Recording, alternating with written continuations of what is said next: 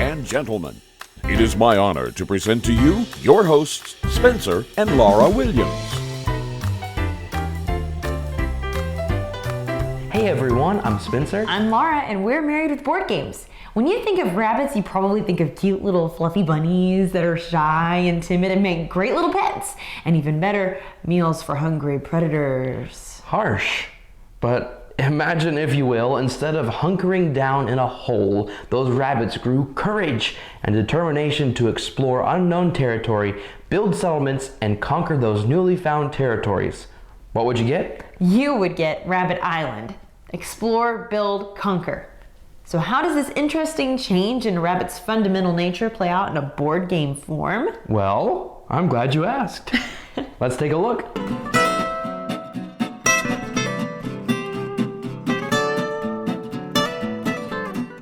Rabbit Island is a tile-laying, area-building game for 2 to 4 players. It was designed by Samantha at Alia and will be launching on Kickstarter from Infinite Heart Games. In Rabbit Island, you are a rabbit. Surprise! One of a wandering band of rabbits in search of a new land to call home. After many months at sea, you and your companions discover a beautiful uninhabited island. Players take control of a tribe of rabbits and then will each set out from Founders Hill to explore the island, discovering new areas to build up and plant carrots. You're probably not going to back this game based on concept alone, so here's a good idea of which components make up Rabbit Island and how they relate to gameplay. Okay, I want to start off by reminding you that this is a prototype. This is not the finished product. So everything you see here is just a representation of what you can expect in the final game. That being said, I want to go ahead and get started and explain what each of these components are for. First, it's very important, are these tiles. These are what are going to make up Rabbit Island. And you have 2 starting tiles. One can be for a short game, and one is for the regular game. So you're going to place that down there whenever you start the game, and everyone's going to get, depending on the player count, is going to get some of these tiles, more of the map tiles. And whenever you start the game, you're going to be playing down these tiles, and they're all different types. You've got a carrot patch, and this represents a cave. This is a forest. Some more caves. There's a meadow style tile. And a couple of things I want to point out on these. Not this one. This one's a different type, but these will show you the different types of buildings you can build. So you've got a camp, you've got a village, and a town, and each of those buildings cost a different amount of carrots to build, and they also give you a different amount of victory points at the end of the game. They'll also give you carrots during the harvesting part of the game.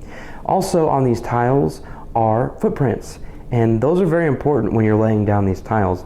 So when you put down a tile, you have to make sure that a previous footprint leads to an opening on the tile that you're laying down. So for example, I could put this here because this footprint is going here. I couldn't put it here because these footprints are going like that. Another instance would be if I had put that down, I could not then place this here because I would have to put something either here or down here where these footprints are leading to. I can't make this one lead to an opening. I have to place an opening where there are already rabbit footprints. So those are just some little things that you got to remember as you're laying these down. But yeah, that's after the explore phase. You'll have a map made up of all those different tiles. Over here, you got 4 different color of players. So you've got your rabbit meeples, which are adorable, and then these represent the different buildings. And when you put those down, you're going to stack them on top of each other, and each layer represents a different type of building. So if you have 1 token down, it's a camp. If you have 2 tokens down, it's a village, and if you have 3 tokens down, it's a town. Now the interesting thing is, you can place your color on top of somebody else's. So it's not exclusively one color or the other, they can be multiple levels. And the one on top will still be a town. Also, the one that's on top will be the person that controls that tile. Active player marker up there. And then we've got some player aids that tell you what different things you can do. It also tells you about the points, the victory points at the end of the game. We've got a scoring pad over there that at the end of the game, that's where you'll total everybody's scores. Over here are some carrot tokens in different denominations. That's the currency of the game, so you'll be spending those to build. The way you move your rabbit in this game are through the use of movement cards. Now these cards obviously are not complete, they don't have artwork on them, but you can see the purpose of them. You'll play them, move 3 spaces. You have to move 3 spaces. But you can see they're all different numbers of movement. And then we have action cards, and this is what makes the game really interesting. You can play these down during a specific part of the turn and do different things like move the active player to an adjacent map tile because they are severely lost. Or advance, move active player forward 1 space. They do different things. Some can, like this one, if building, double the carrots are required. Some can be bad, also some can be good. Some will let you gain the double amount of carrots when you harvest. And so those are action cards. Those are going to add another element to the game. Finally, one of the very specific action card is an earthquake.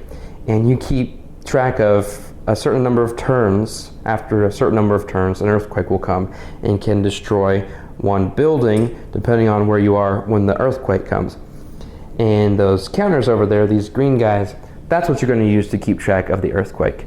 So just a basic overview of what you can expect when you get the game and what it's all used for. Okay, so let's let you know what we thought of it. And let's start out with one of our favorite things, artwork. Yes, we always love to talk about artwork. Right. And in this case, the artwork I would describe as almost cartoony. Would you say? Yeah. Yeah. And which feels right for this style of game. It does. I think there's some that's still, this is a review copy, so Right. I believe that some of it's still kind of under development. Yeah, as mentioned in the component overview, like the movement cards and action cards don't have all their artwork yet. Right. But you can get a general sense of what it's going to look like. So Yeah. I think it fits for the theme. And I do too, especially the way that you described how it's a beautiful island. The scenery on the tiles, it really is. It kind of makes me think of, did you ever see Who Framed Roger Rabbit? Yes. Okay, for the purposes of this video, yes. When they bust into Toon Town, and it's all the singing flowers and whatnot. That's what it kind of makes me think of. Well, interesting. All right then. Following that up with the theme, as we kind of mentioned, rabbits, you think cute. So yeah, I mean, I think cuteness does come across. I love the cute little bunny meeples. Those are adorable, and then the rabbit or the carrots everywhere are nice and cute. So the theme is cute, and that's also it's different. I mean, how many rabbit games do you see out there? I don't know. No, yeah. I mean, we don't own any, and we've never played one. This is our first rabbit game to play, so I like it. Yeah. I really like it. It fits so well because of the carrot patches. Yeah, well, the carrot patches, and then like the tunnel tiles. You like digging tunnels and going through, and then the little trails that you follow. Yes. All the tiles. It's very thematic as you play, and using carrots. Yes. As your currency, basically.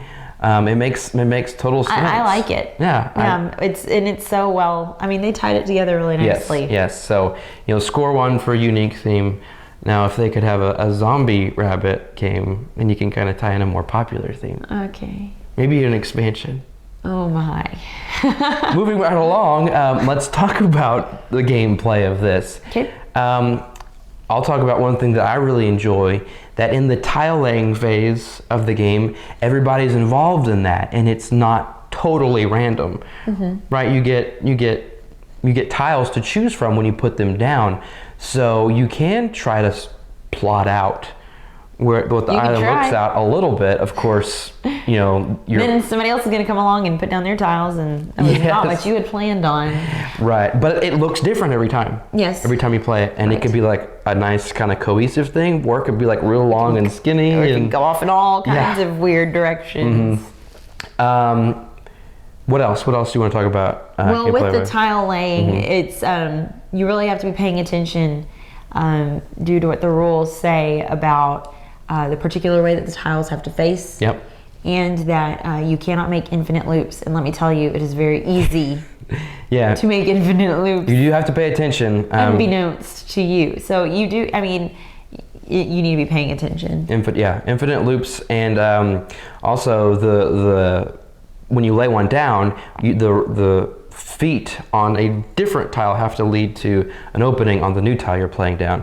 So there are some little things like that you do have to be keeping in mind as you do lay down the tiles. Manufacturing wise, I think it's neat how I love that they did this. The tiles fit together to help keep your tiles from moving around on the board. If somebody should accidentally bump your table or jerk your tablecloth. Yeah. Well, and they don't always match up every time, but and that's okay. Yeah, and for the most part they do, and I think it's cool. It's almost like a little puzzle. Yeah. So that's neat. What do you think about strategies?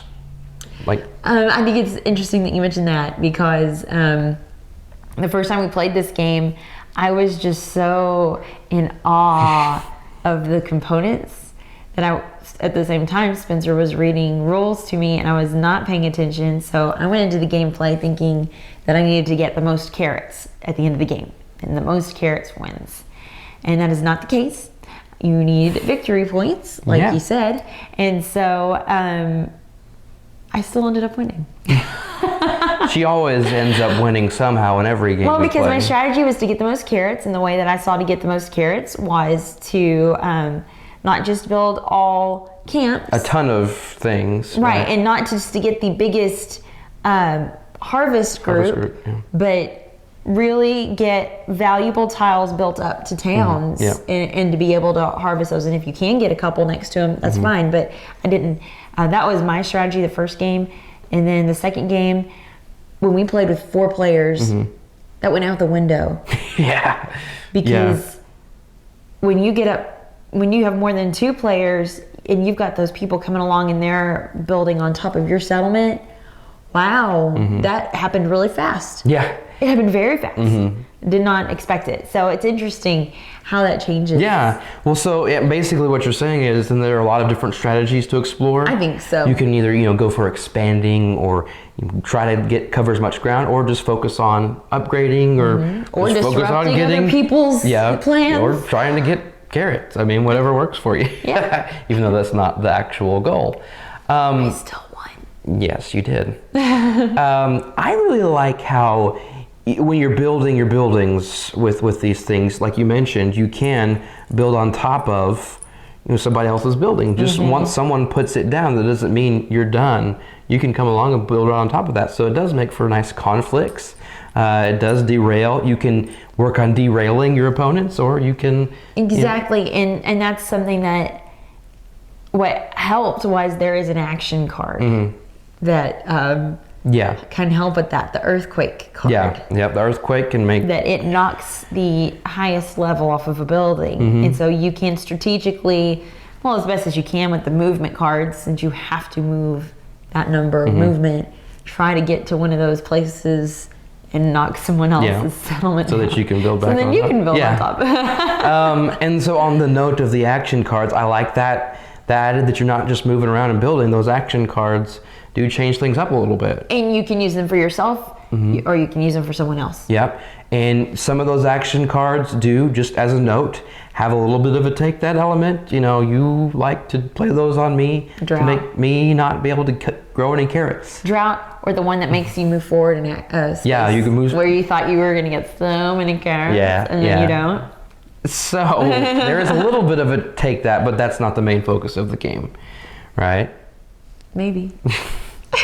But we do like the action cards. It does add that extra layer to the game.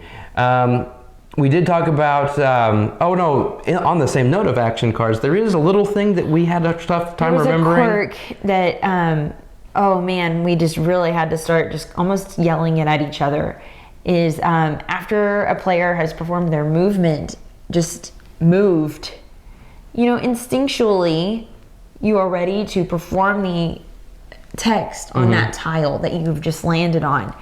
However, for gameplay of this game, you have to go around the table and let other players play action cards and even allow yourself to play an action card before you perform that text on that tile.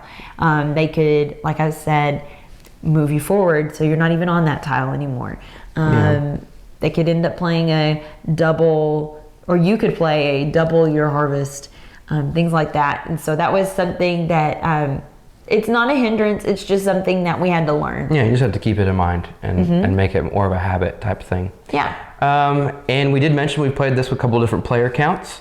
2-player works really well, I think. I enjoyed playing And we with even you. did the long game. Yeah. And that's what I liked about it. It didn't feel long. No, it didn't feel long at all. Because you can play a short game or a long game. If you don't have, if you've got lots of time, you can play a long game. But if you need to cut it short, play a shorter game.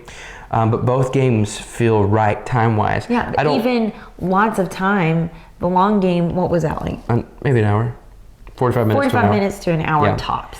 But what I think is neat is that in that shorter game, I didn't feel slighted in the game. It still felt like the full game. Yes. Just shorter. Yep. So that was really neat too. But after all is said and done, I would say that, for a bottom line on this game, as a lighter weight area building game, Rabbit Island is perfect for families, couples, and newer gamers looking to explore this style of game. I'll admit I had my reservations about playing as little Peter Cottontail hopping down the bunny trail. But when we brought the game to the table and really got into it, I realized Rabbit Island offers so much more than meets the eye. With many different strategies to explore, a map that changes from game to game, and action cards that can thwart your opponent's plans, Rabbit Island has more than just a cutesy theme. It's a well-designed game overall. Well, in fact, I think I want to keep this one around for our daughters for when they get older. I think it would be a great one to introduce to them at the right age. So, is this a game worth backing on Kickstarter? Absolutely. We can honestly say that Rabbit Island is definitely worth a look. And if you feel like the style of game we described aligns with your tastes, go for it. You'll have a great time. Well, we're going to box this one up for now. You can hear more of our thoughts on Rabbit Island on our podcast. You can find a link to it and all of our contact information, including our social media accounts, over on our website, marriedwithbg.com. Thanks so much for watching. We're gonna hop on out of here. Boo!